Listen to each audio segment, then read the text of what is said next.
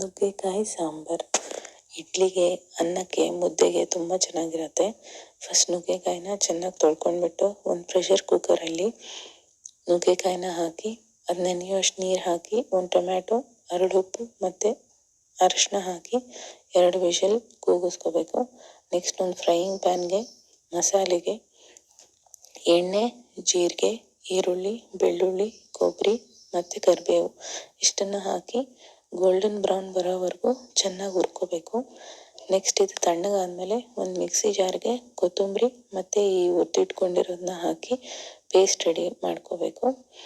Next ಕುಕ್ಕರಿನ pressure ಇಳಿದ್ಮೇಲೆ ಬೆಂದಿರೋ ಟೊಮ್ಯಾಟೊನ ಸೈಡಿಗೆ ತಗೊಂಡು mash ಮಾಡ್ಕೋಬೇಕು. ನೆಕ್ಸ್ಟ್ ಒಗ್ಗರಣೆಗೆ ಎಣ್ಣೆ, ಸಾಸಿವೆ, ಕರಿಬೇವು, ಇಂಗು ಹಾಕಿ ಈ ರುಬ್ಬಿಟ್ಕೊಂಡಿರೋದನ್ನ ಹಾಕಿ ಒಂದು ಸುತ್ತು ಚೆನ್ನಾಗಿ ಕುದಿಸ್ಕೋಬೇಕು.